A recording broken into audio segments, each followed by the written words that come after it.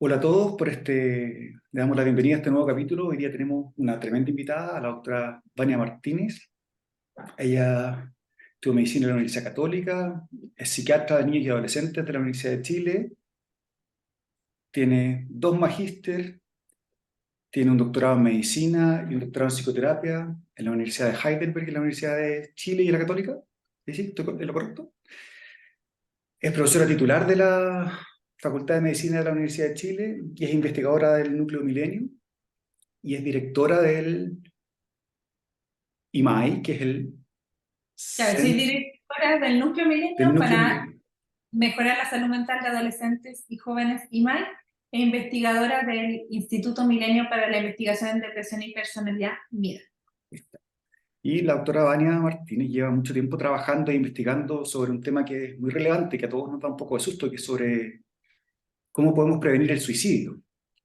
Muchas gracias, Vania, por aceptar la invitación y que nos cuente un poco todo lo que tú has podido investigar y también ver con tus propios pacientes. Bueno, no, muchas gracias a ti, Elias, por la invitación. Y la idea, claro, es justamente derribar algunos mitos, educar a la población también, porque la prevención de suicidio es tarea de todos y todas. Todos podemos aquí tener un rol. Sí, porque a todos, me incluyo, como que, sobre todo antes de empezar a meterme en términos de salud mental, nos daba como pánico hablar de suicidio, pensando que el suicidio era algo que no había que hablar, como que había que mantener en secreto por todo el daño que uno podría producir, pero entiendo que parece que tenemos que hacer todo lo contrario. Claro, y es importante también que hablar de suicidio puede prevenir las muertes por suicidio, puede detectar situaciones de riesgo y señales de alerta, pero también hay que hablarlo de una manera especial, que es lo que nosotros denominamos lenguaje seguro, ¿ya? Versus lo que sería lenguaje de riesgo, que es el que queremos evitar, Sí. ¿ya? Entonces, en ese lenguaje seguro, por ejemplo, está en utilizar términos o palabras que no estigmaticen a las personas, por ejemplo, si yo digo persona suicida, le doy un adjetivo a la persona, y versus lo que sería un lenguaje seguro, es decir, persona en riesgo suicida, ¿ya? O persona que murió por suicidio en el caso de cuando había una muerte por suicidio.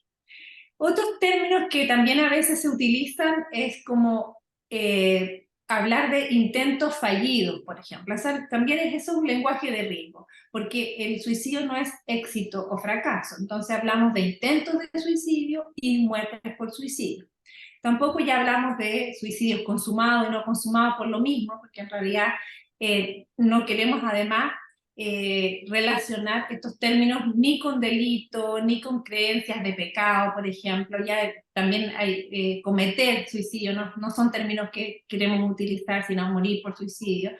Y tampoco se arrepintió, por ejemplo. ¿Ya? Yo sé que eso está incluso en algunas guías que tenemos que ir modificando con la idea de que hay personas que han intentado suicidarse y después cambian de opinión o tienen la ayuda necesaria, pero no ligar como el arrepentimiento, que en nuestra cultura está bien ligado al tema del pecado y la culpa. Entonces, el lenguaje es mucho más simple ahora. Hablamos de intentos de suicidio, muertes por suicidio, conductas preparatorias, y podemos ir analizando todos los términos, pero no términos que estigmaticen a las personas ni que se relacionen ni con delitos ni con pecados. ¿Y cómo lo podría hacer un papá o un adolescente para acercarse a este tema con sus hijos? O incluso Claro, a lo mejor con un niño más chico, incluso. sí. Bueno, los papás son los que están en la situación, yo diría, más difícil y más compleja, ¿ya? Y que hay, por eso que tenemos que ser la sociedad en su conjunto, ¿ya? Un papá de un adolescente, de hecho, es una etapa en que está costando hablar acerca de muchos temas y con mayor razón va a costar hablar de emociones y temas más sensibles. Así que una tarea que ojalá que la tuviéramos desde muy precozmente para que no sea una novedad hablar de esto en la adolescencia. Por eso que también le queremos dar ahí, podemos enfatizarlo después, un rol también en los colegios, ya que ahí también ellos pueden tener esta cercanía con adolescentes. Pero si es un papá, por ejemplo, que ve, o una mamá que ve que su hijo o hija se está encerrando más en su pieza, ya tampoco quiere salir con sus amigos, está desanimado, desanimada o más irritable, cambios en el sueño, en el apetito, o que ha dicho que le gustaría morirse, o para qué me tuviste, para qué estoy en esta vida, son señales de alerta que debieran ayudar a detectar estas situaciones para poder pedir ayuda oportuna. Entonces un papá o una mamá debiera acercarse a su hijo o hija y decirle que está preocupado o preocupada por cómo lo ve, y cómo se siente, si puede hacer algo por él o ella, y si es que hay estas señales de alerta, preguntarles directamente si ha estado pensando en querer hacerse daño, en querer morirse o en querer suicidarse. Preguntarlo directamente no le va a dar la idea a la persona, sino que le va a dar la oportunidad para que la persona lo pueda hablar.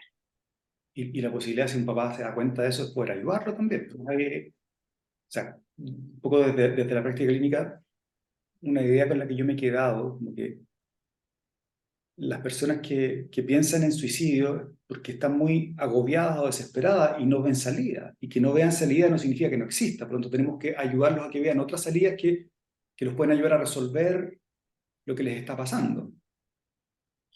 Claro, pasa a ser un sufrimiento tan intenso que no se ve como una visión, se habla también de túnel, que solamente ves una opción, y por lo tanto la idea es que esa persona pueda recibir ayuda profesional. Si bien es importante la ayuda de la familia, la acogida de la familia, y hay un papá, una mamá tomar en serio entonces este riesgo, no pensar que está manipulando, sino que es alguien que necesita ayuda, conectarlo con la ayuda profesional y en salud mental que necesita. Sí, esa es una pregunta que hacen siempre los papás en la consulta, como, ¿y podrá ser que me esté manipulando? Un poco y lo que yo les respondo, no sé si estoy en lo correcto, como, o sea, cuando alguien necesita pedir ayuda de esa manera es porque todas las otras vías en las que pidió ayuda quizás no lo escucharon o no fueron tan efectivas. ¿Sí? Y que entiendo yo que en términos de riesgo, o sea, la ideación suicida es peligrosa siempre.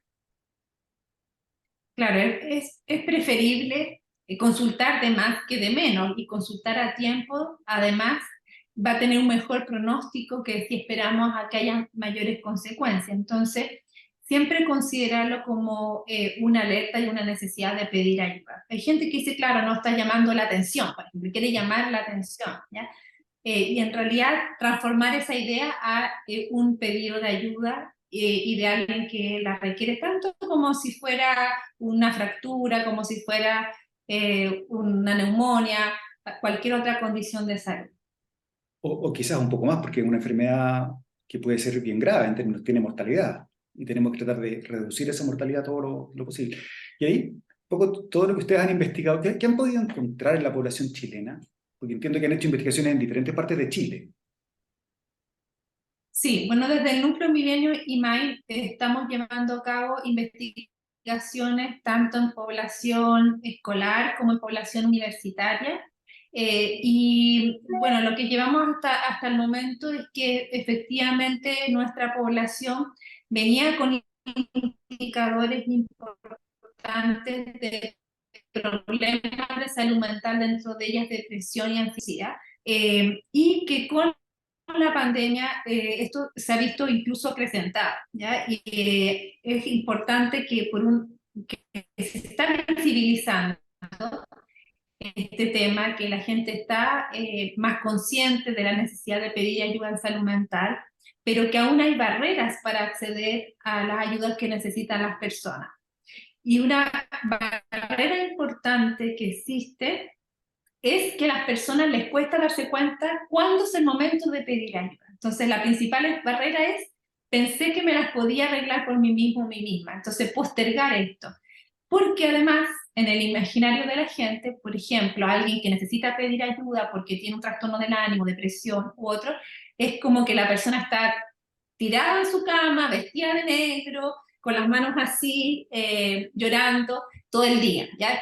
Esta es la imagen de alguien que está todo el día muy mal. Entonces les cuesta entender que en realidad una persona que está mal, ya sea por depresión o otro trastorno del ánimo, puede estar también riéndose, también yendo al colegio o a la universidad, y por dentro estar pasándolo mal o sufriendo, y que entonces puede estar esa persona con riesgo suicida también. Mm. Porque me acuerdo de los estudios que hizo la autora de la Barra, estos estudios epidemiológicos, donde las cifras o las tasas que habían de salud mental en Chile hace unos años atrás eran del orden del 25% de la población infanto-juvenil tenía algún problema de salud mental. Y yo me imagino que el riesgo suicida es mucho más alto en la población que tiene alguna patología de salud mental. Sí, efectivamente, 90% de las personas que han muerto por suicidio, sí efectivamente tenían algún problema de salud mental. O sea, no es el 100%, pero sí se asocia bastante y principalmente con trastornos del ánimo, como la depresión, el trastorno bipolar, pero también con consumo problemático de alcohol y otras sustancias, también con esquizofrenia y otras psicosis, también trastornos de conducta alimentaria y desarrollo de personalidad limítrofe, por ejemplo. O sea, hay que pensar que varios cuadros de salud mental pueden asociarse a problemas de salud mental. Y una cosa es la prevalencia puntual, es como si hoy día yo voy a las casas de las distintas personas y veo si hoy día están con algún problema de salud mental, pero también está lo que se llama prevalencia de vida, es si alguna vez en la vida han tenido alguno de estos problemas. Y en eso sabemos que la mayor parte de los problemas de salud mental de la vida adulta aparecen en la etapa de la adolescencia y juventud. 75% antes de los 24 años y 50% antes de los 15 años. Entonces, es particularmente esta etapa de la adolescencia y la juventud la cual pueden diagnosticarse oportunamente estos problemas de salud mental si es que se está atenta a las señales que pueden presentarse en esta época. Mm. O sea, parece que es un tema que nos tenemos que tomar bien en serio por el impacto que puede tener también en el largo plazo, en el desarrollo de los individuos que están cursando Claro, algún cuadro, digamos. claro, porque las consecuencias, por una parte tenemos el riesgo suicida, ¿cierto? Pero también tenemos peor desempeño académico, laboral, dificultad en las relaciones interpersonales y la asociación con otros problemas de salud, tanto mental como salud física. Entonces las consecuencias son graves. Y yo creo que también es el momento que desestigmaticemos a la generación, ¿ya? Porque escucho mucho, como que esta es una generación de cristal, y que por eso se están enfermando salud mental, porque son muy débiles, entre comillas, ¿ya?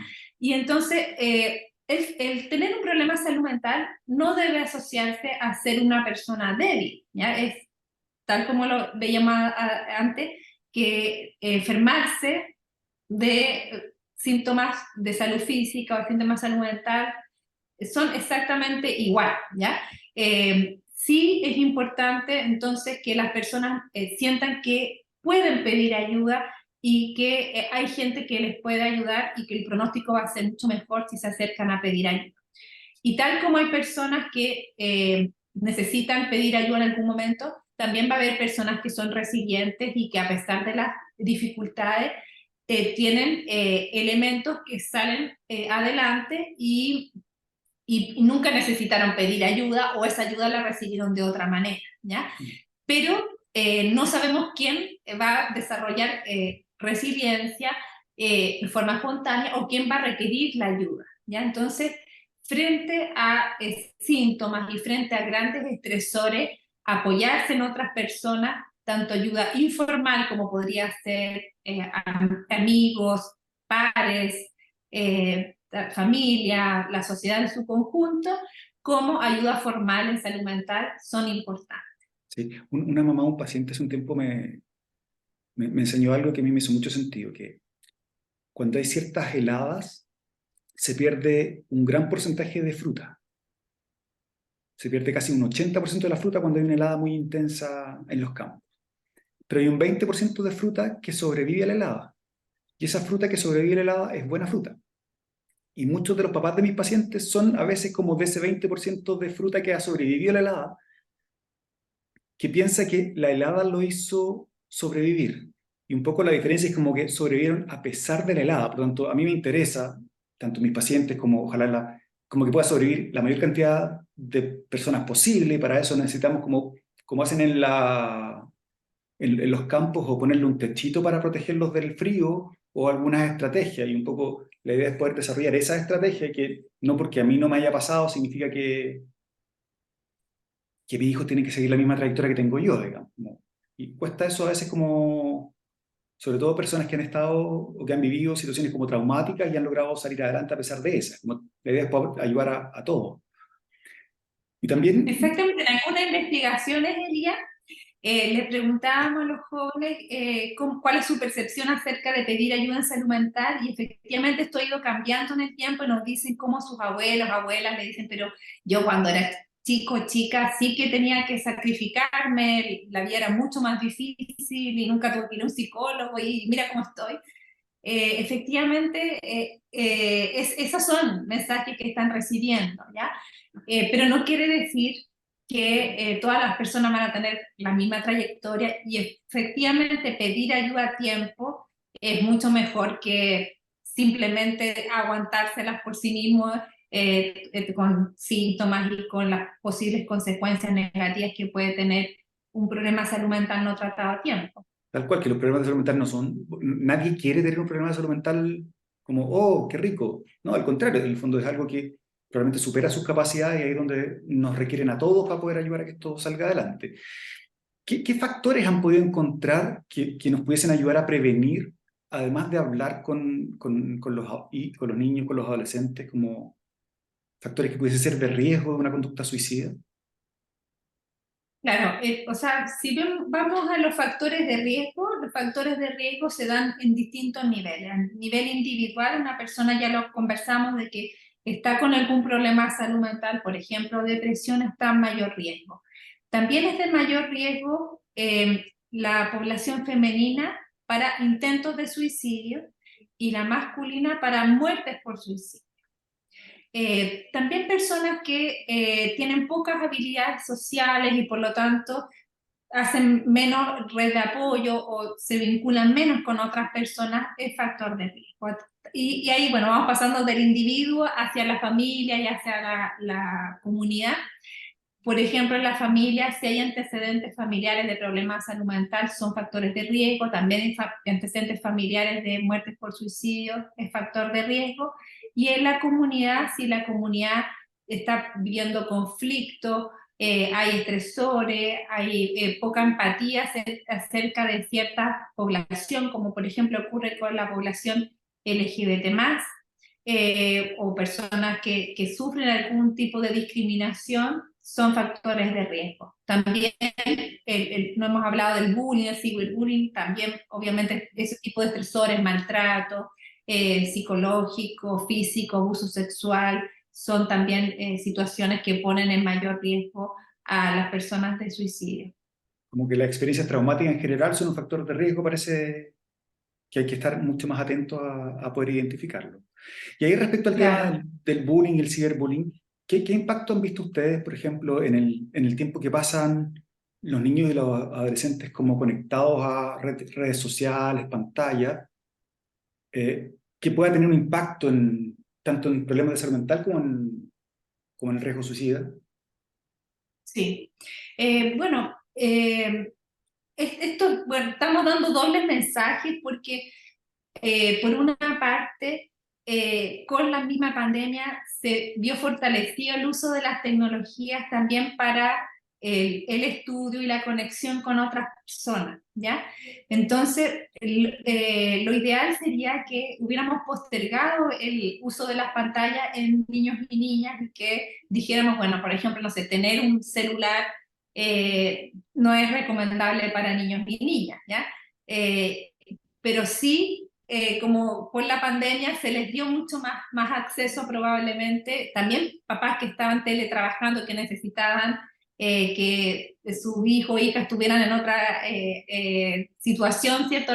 Los conectaran más a las pantallas. Entonces estamos en una situación de transición en reconocer que por una parte pueden ser una ayuda, un apoyo. De hecho, nosotros desde el núcleo Milenio y Mai también usamos las tecnologías a favor de la salud mental y tenemos una aplicación para celulares que se llama Cuida tu Ánimo, que es para adolescentes y jóvenes, que es gratuita, la aprovecho de recomendar, o el mismo uso de la telemedicina, la telepsicología, ¿cierto? Pueden ser una ayuda, pero también pueden ser de riesgo, sobre todo si es que las personas se exponen a mucha información y a desinformación. ¿Ya? Hay gente que se puede informar positivamente, pero también puede ser que estén estos riesgos como el ciberbullying, como también obtener información que no es la correcta en relación a salud mental a través de las redes sociales. Hay mucha gente que se informa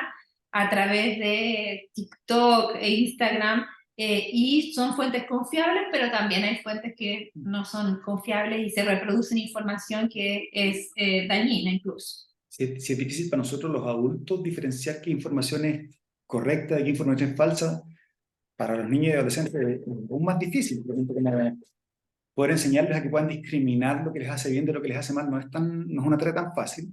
Y que un poco de lo que yo he ido estudiando también genera altos niveles de estrés.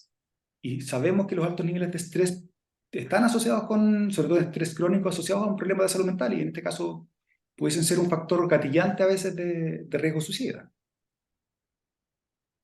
Claro, y ahí también la importancia de favorecer una alfabetización digital adecuada, ¿ya? Porque tenemos también este concepto de que niños, niñas y adolescentes son nativos digitales, ¿ya? Porque han nacido con la tecnología, pero lo que ellos saben de la tecnología no va de la mano con el cuidarse y el no acceder a situaciones de riesgo. Por lo tanto, sí es importante considerar la alfabetización digital y también que padres y madres y bueno, cuidadores en general sepan cómo apoyar a sus hijos en esta tarea. ¿Qué factores podríamos como trabajar como factores protectores de riesgo suicida? Uh-huh. Claro, hablamos entonces de los factores de riesgo que se podían dar a distinto nivel y también los factores protectores los podemos tener a estos mismos niveles, que un factor protector muy importante es entonces las personas que desarrollan vínculos seguros y cercanos, se apoyan en las otras personas, son capaces de pedir ayuda, tienen habilidades sociales también para hacerlo, una comunicación más asertiva, decir, bueno, esto me molestó, o me sentí mal por esto, triste, con rabia, etcétera, que puedan comunicar sus emociones. Ahí es muy importante la educación emocional que podemos ir haciendo también, ¿ya? En los niños más pequeños se está haciendo bastante trabajo desde jardín infantil, en el tema de las emociones, incluso la película está Intensamente, por ejemplo, Ha sido que un gran habla aporte, creo yo, para eso. de emociones, ¿cierto? Hay libros en relación a eso, y las personas más adultas como nosotros, sí también empezamos a tomar conciencia de la importancia, y el periodo de adolescencia lo hemos dejado un poquito de lado porque tenemos esta idea de que hay esta montaña rusa de emociones, que es esperable que sea todo más intenso en las emociones, y nos cuesta hablar de cuándo se sale de lo normal. ¿Ya? Y bueno, les quiero recomendar igual un libro que se llama Tu Mundo Emocional, que publiqué hace poquito, y la diseñadora que nos ayuda con el libro es Javiera Suazo. Está disponible en todas las librerías. En Tu Mundo Emocional, entonces dirigido para adolescentes de 10 a 14 años, principalmente para esa etapa inicial, pero también para quienes están con los adolescentes, y vamos viendo ahí qué es esperable de cada una de las emociones, por qué importa tener emociones, y vamos viendo también cada una de las emociones más básicas o principales, cuando se escapan de lo esperable y cuando pedir ayuda. Sí, eso es interesante porque, por lo menos desde el punto de vista clínico, la forma en que los adolescentes a veces, sobre todo los que tienen algún problema de salud mental, comunican las emociones como que vienen sin los subtítulos, y cómo poder aprender a leer esos subtítulos de lo que nos están queriendo comunicar, muchas veces con la conducta, y que esa conducta es porque no la pueden llevar a palabras. Así como podría ser más fácil decir, tengo rabia, tengo pena, tengo miedo, me da vergüenza, y muchas veces terminan haciendo algo que nos deja a todos muy un poco descolocados, y la mayoría de esas veces que no tienen las herramientas suficientes para poder traducirlos a un lenguaje emocional, sobre todo cuando ese lenguaje emocional ha sido criticado, descalificado, invalidado, o incluso han tenido alguna experiencia traumática, pudiendo como expresar. Y eso también creo yo que es otro riesgo en términos de el- la comunicación que se genera a través de las redes sociales con los amigos, WhatsApp, Instagram, TikTok, etcétera. Termina siendo una comunicación bien pobre, por lo tanto, manda una carita, pero finalmente la gente no logra contener, y muchas veces la gente intenta comunicarse de esa manera, pero en verdad nadie lo escuchó, nadie lo pescó, nadie lo acogió. Por lo tanto, no es una conversación que te ayude como a calmar tus niveles de angustia o a poder sentirte un poco mejor. Puede haber ocasionalmente que sí, digamos, pero la mayoría de las veces creo yo que no ocurre, que ocurre mucho más cuando uno llama por teléfono, por ejemplo, que cuando uno manda un emoticón, un emoji. Y se ha perdido un poco ese vínculo, creo yo, en los adolescentes. Claro, pero aún así yo creo que las personas adultas que estamos para acoger también, tenemos que buscar distintas formas de relacionar, ¿ya? Entonces, por un lado, en el caso del riesgo suicida, Chile cuenta con un fono, una línea de crisis de prevención de suicidio que es el asterisco 4141. Funciona 24 horas, los 7 días de la semana, atendido por psicólogos y psicólogas, gratuito, ¿ya? Entonces las personas pueden llamar por teléfono, pero sabemos que hay jóvenes que les va a costar hablar por teléfono, justamente porque han desarrollado más habilidades en el chat, ¿ya? Entonces, también hay esas otras oportunidades, ¿ya? Por ejemplo, el INJU, que es el Instituto Nacional de la Juventud, tiene un chat que es de Hablemos de Todo, que también puede ser una oportunidad de contención, ¿ya? Entonces, me acuerdo que yo cuando estaba apoyando a los equipos de INJUP, como también hay otros chats, por ejemplo, Automejora, una fundación, una ONG que es para acoger a personas también en riesgo suicida de la población LGBT, yo le estaba haciendo la capacitación de cómo aplicar la evaluación de riesgo suicida, y yo no había tenido la experiencia de hacerla por chat. Entonces me hacían preguntas y a mí se me dificultaba el responderles cómo era mejor hacerlo. Hasta que yo viví la experiencia en la pandemia de hacer evaluaciones por videollamada, por teléfono, por chat. Entonces, el tener estas distintas opciones yo creo que también es bueno. Entonces, apoyarnos a estos emoticones, pueden ser también una opción de alguna gente para comunicarse. ¿Ya? Así que no es la única, pero sí puede ser una opción también. Eso creo yo que es importante como poder transmitir, como que no sea la única, para pues, desde ahí poder ir avanzando hacia otras instancias que puedan ser más gratificantes, como tener un portafolio diversificado de estrategias de pedir ayuda. En el fondo, no solo quedarnos con la única que conocemos y poder ir avanzando. O sea, a veces son los amigos, a veces son los papás, a veces son profesionales de la salud, a veces son los profesores. Como mientras más sea nuestra red de apoyo, creo yo que más podemos proteger nuestra salud mental. Claro, exactamente. Y cuando alguien, ¿cómo está funcionando en Chile? Y no sé si tienes información de Latinoamérica, como a quién recurrir. Sabemos que los profesionales de salud mental en este momento están bastante sobrepasados, que el acceso es bien limitado. Cuanto a alguien que tiene un problema, ¿cómo buscar ayuda? ¿Dónde? Sabemos que hay estos foros, tenemos la educación, tenemos algunos chats, pero ¿cuál sería como la red que deberíamos empezar a construir o a implementar? Porque realmente no en todos los lugares está establecida. Claro, estas líneas de ayuda son una primera orientación que también ayuda a discriminar el nivel de riesgo y es distinto a una persona que está en un riesgo inminente que probablemente la mejor ayuda la va a recibir en un servicio hospitalario y en una urgencia de atención, versus una persona que en realidad está contando con mucha red de apoyo y puede esperar un poco a recibir una ayuda presencial, ¿ya? Entonces, es bueno acudir a estas líneas de ayuda como el asterisco 4141 porque es un primer filtro. Pero también uno podría, si es que no está en una situación de urgencia, efectivamente acercarse hacia su centro de salud el más cercano, el que te corresponde por domicilio. Hay que recordar que hay algunas patologías o problemas de salud mental que están cubiertos por el GES o AUGE, entonces también las personas del sistema privado debieran tener esa garantía. La depresión y el trastorno bipolar en personas de 15 años y más, el consumo problemático de alcohol y otras sustancias en menores de 20 años, las sospechas de esquizofrenia, y bueno, y en el caso de las personas adultas también la demencia. Entonces, al menos tenemos algunas patologías y yo creo que hay que ir avanzando, obviamente, en que no haya tanto problema para acceder a la atención de salud y salud mental, pero hay un rol que está previo a eso, que es también prevenir que tengamos que enfermarnos, o sea, para pedir ayuda, prevenir y llegar a ese punto.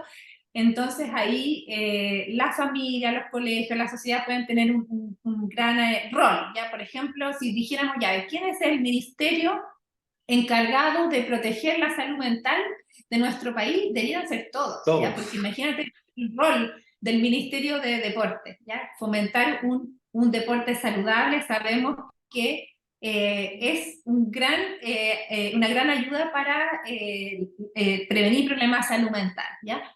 Las viviendas, los entornos urbanos que sean amigables, que por ejemplo haya áreas verdes, eso también sabemos que es un factor protector en nuestra salud mental. Las artes, las culturas, los espacios de participación, obviamente el Ministerio de Educación, Ministerio de Desarrollo Social, con todos los apoyos que pueden también dar a poblaciones que necesitan apoyos económicos. Son factores también que ayudan a la protección de la salud mental. Sí, pero también ahí me encantaría como poder transmitir que todos tenemos algo que podemos hacer. O sea, todos podemos hermosear nuestros barrios, todos podemos plantar un arbolito, todos podemos regarlo, todos podemos contribuir en términos de hacer alguna actividad comunitaria, fiestas patrias, Navidad, como, no sé, nosotros... Sí, tiene razón, lo dejé como en las autoridades, Sí, pero claro, tú leíste lo que yo quería decir en el fondo, que es, lo puse en la autoridad, pero es de todo. Entonces, porque si lo en la dejamos solo en las autoridades, que son súper importantes, son súper claro, necesarias, pero es insuficiente. Y es un poco como, yo claro. creo que los problemas de salud mental no se van a resolver porque tengamos más psiquiatras o psicólogos.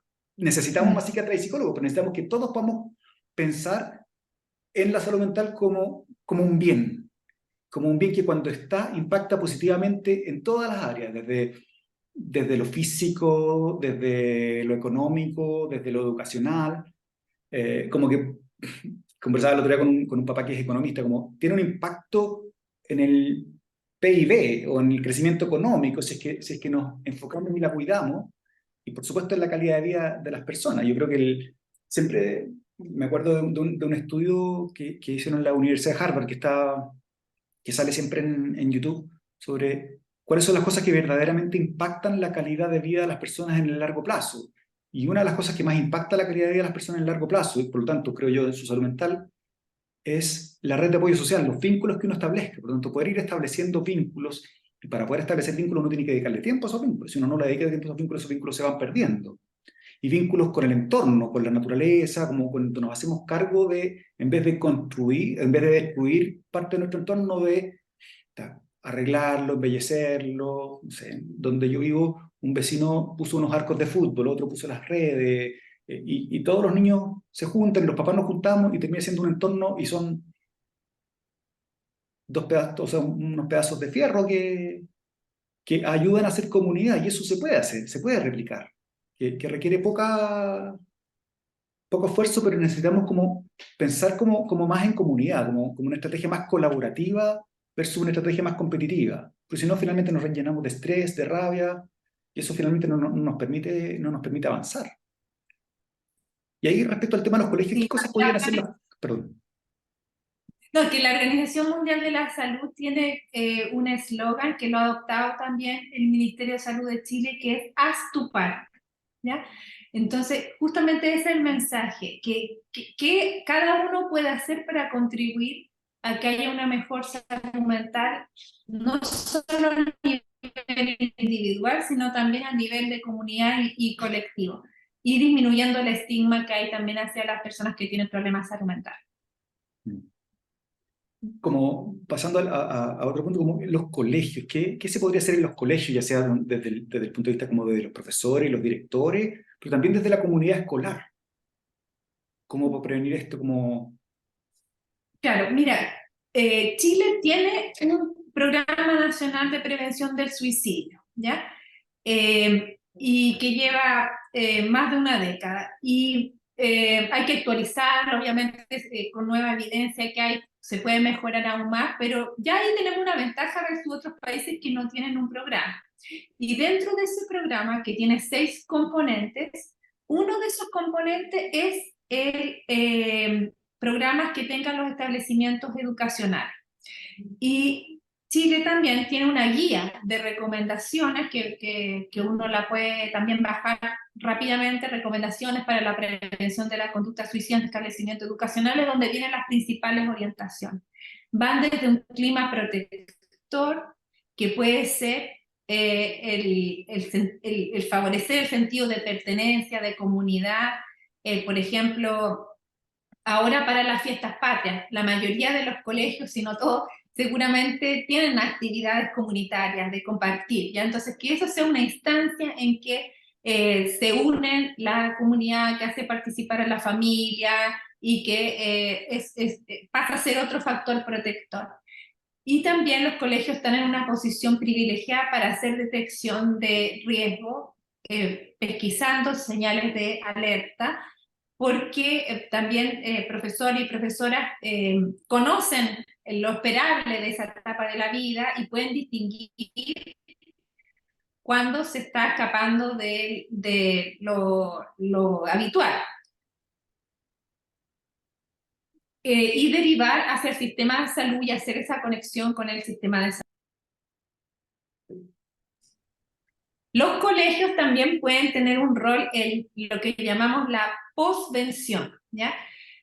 Prevención es cuando queremos evitar un intento de suicidio, muerte por suicidio. Posvención es cuando esto ya ha ocurrido y entonces vamos a actuar a posteriori.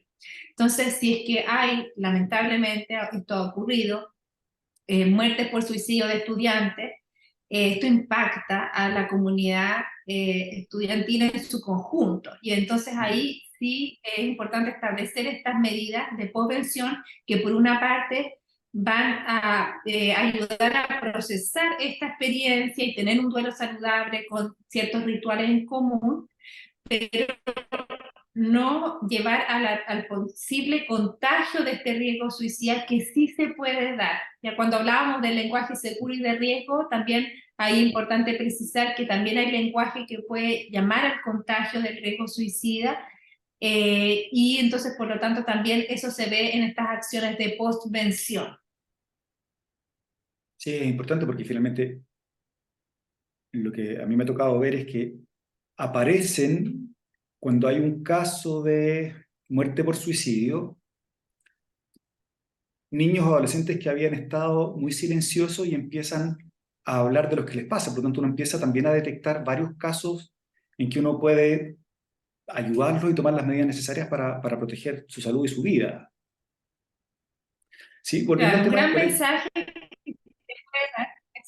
el mensaje de decir, bueno, aquí hay gente que te puede ayudar si tú necesitas conversar con alguien, está en la oficina o el teléfono, bueno, cual sea la forma, pero que hay gente que te va a escuchar y te va a poder ayudar en lo que puede estar necesitando.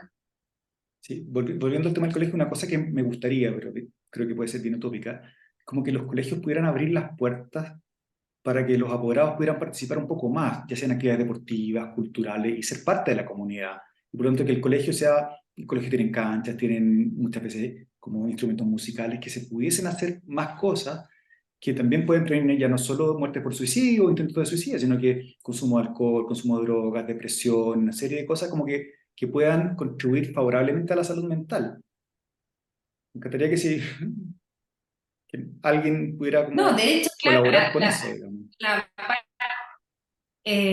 también, claro, como tú dices, en prevención de consumo de alcohol y droga en esta etapa, las familias pueden tener un gran rol, ¿ya? Y donde, por ejemplo, hemos estado apoyando el programa Youth Planet que viene de Islandia, que varias comunas lo han implementado, y que un gran elemento es lo que se llama el acuerdo parental. O sea, los papás tienen que conversar y ponerse de acuerdo, porque si no, el hijo te va a decir como a mi compañero o compañera le dieron permiso hasta tal hora, y no era tan así porque el otro le dijeron lo mismo. Entonces, en el acuerdo parental, los papás están en común conversando y toman ciertos resguardos también. Y el alcohol y las drogas son un factor de riesgo para el suicidio también, ¿ya? Entonces, por lo tanto, efectivamente, medidas que uno tome para prevenir el consumo de alcohol y droga en esta etapa de la vida, en la adolescencia, también van a apuntar a un menor riesgo suicida.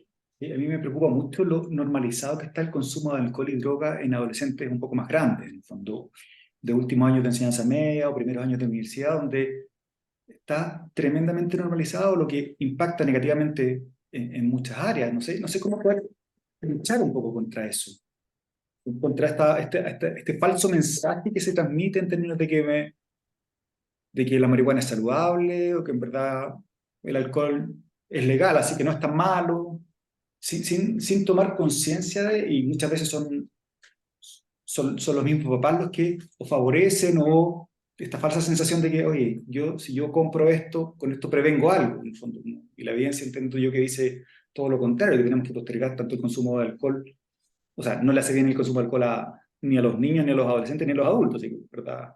Tampoco el consumo de marihuana u otras drogas. No sé qué Claro, se hay puede un hacer en patrón de eso. consumo, sí, un patrón de consumo de alcohol que es también de alto riesgo y que se minimiza, que es el binge drinking, que en el fondo yo voy a una fiesta, un carrete, una vez a la semana y ese día el que tomo mucho, ¿ya? Entonces no es que tome todos los días, no es que tenga entonces síntomas de abstinencia, entonces por lo tanto, entre comillas, no tengo problemas con el alcohol, o como antes alguna persona hacía alcohólico, no, esa es otra palabra que no queremos utilizar, ¿cierto? Sino problemas con el alcohol, pero efectivamente es de alto riesgo. De hecho, en una universidad me decían, ¿cómo puedo yo ayudar a mi compañero que está en riesgo suicida? ¿Ya? Y yo le dije, bueno, de partida, no pienses que invitándolo a un trago o a fumarnos un pitito, esa va a ser la ayuda que le puedes dar a tu amigo, ¿ya? Porque yo creo que también está muy normalizado a través de series, de películas, que esa es la forma de ahogar los problemas, de reducir los problemas, ¿cierto? De enfrentar los problemas, ¿ya? Y obviamente eso debe tener un impacto a corto plazo, porque si no la gente no lo haría, ¿ya? Entonces sí, a corto plazo las personas se sienten mejor, pero después tú dejas sola a esa persona y esa persona va a estar en mucho mayor riesgo.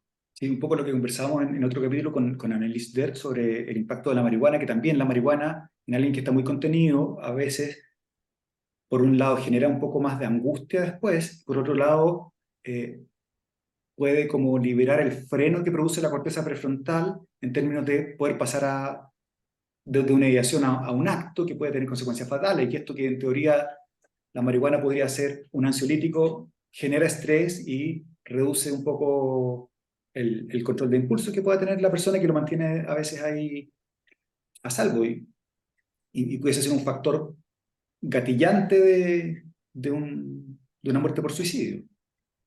Claro, pues es probable que eso ocurra también en fechas significativas como las fiestas patrias, como fiestas de fin de año, en que hay mayor consumo de alcohol y drogas y también eso tenga un impacto sobre el riesgo suicida, muy probable. El suicidio es un fenómeno que es multifactorial, entonces no podemos decir esta persona murió por suicidio, por ejemplo, porque le hicieron bullying. No fue el único factor, fueron más los factores que llevaron a que esa persona muriera por suicidio. Y en eso el alcohol y drogas es un factor más que puede ser el último desencadenante y también es un factor de riesgo. También es una señal de alerta, o sea, por ejemplo, alguien que no está bien de ánimo y empieza a consumir más alcohol y droga, es una señal de alerta también para que se pueda apoyar a esa persona y pedir ayuda a tiempo. Y ahí, ¿qué consejo, qué le podemos decir a los adolescentes cuando tienen un amigo, cuando un cercano? ¿Cómo los pueden, cómo se pueden ayudar entre adolescentes? O Ujú. lo otro que me ha pasado también Claro, que alguien le cuenta, si como sabes que te quiero contar esto, pero no le cuentes a nadie, quedan a veces un poco atrapados en términos de la confidencialidad o el secreto que tiene que mantener. claro, de hecho puede ser la primera persona que se enteran, tanto de riesgo suicida como de otros riesgos, como por ejemplo las autolesiones, como puede ser corte sin intención suicida, incluso gente que lo usa como para regular sus emociones, o pueden ser que estén viendo que tienen un patrón de consumo de alcohol y de drogas también que es de preocupación, o otro riesgo de salud mental, y le dicen eso, ¿cierto? De que no le digas a nadie, guarda este secreto, y esa es una lealtad mal entendida, porque esa persona realmente necesita ayuda, y esa ayuda tiene que venir de personas adultas, de personas de confianza, y además de profesionales de la salud mental, para al menos hacer una evaluación y determinar el grado de riesgo que esa persona tiene. Entonces, es preferible, es como una frase cliché quizás, pero es preferible perder una amistad que perder un amigo. Entonces, si es que se enoja conmigo, quizás se va a enojar por el momento y todo, pero en realidad esa persona necesita pedir ayuda y Le puede entonces estar hay que salvando, le abrir puede esta estar salvando la conversación. vida, digamos. Y un poco, Claro. claro, Esto puede ocurrir también en redes sociales, ¿ya? O sea, ¿qué pasa si es que yo estoy en redes sociales y veo que una persona que yo conozco pone en su estado, me voy a suicidar, la vida no tiene sentido? Esa es una señal de alerta directa. Y cuando hay una señal de alerta directa es como una luz roja. Entonces, en ese caso, sí es importante llamar a esa persona, ¿cómo está? ¿Estás bien? Y contarle a alguien más que pueda, adulto, que pueda ayudar a esa persona. No le podemos dar esta responsabilidad a los jóvenes de la misma edad, los padres de la misma edad, que cuiden de la vida de alguien, ¿ya? Sí tiene que estar esto a cargo de personas adultas.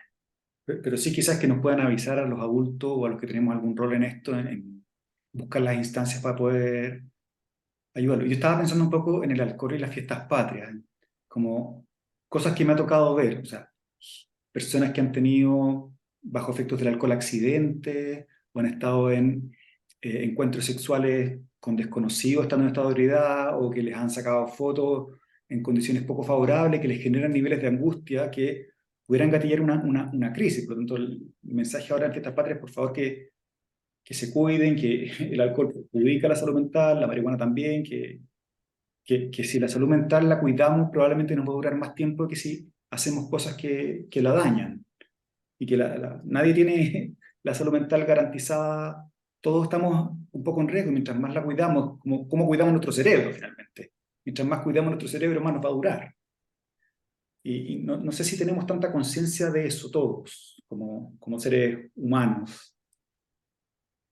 Sí, es probable que lo que nosotros estamos hablando hoy día no le llegue este mensaje a la gente que lo necesite, y tenemos que ahí tener otras conductas y otras ayudas, ¿ya? Porque obviamente nosotros estamos convencidos de esto porque conocemos casos de nuestros pacientes, o porque hacemos investigación, o porque leemos evidencia científica, pero siempre que publicamos algo de esto abajo nos llenamos de comentarios de que esto no es así porque a mí me pasó tal cosa y yo, no sé, llevo consumiendo marihuana tanto tiempo y a mí me hace bien, ¿ya?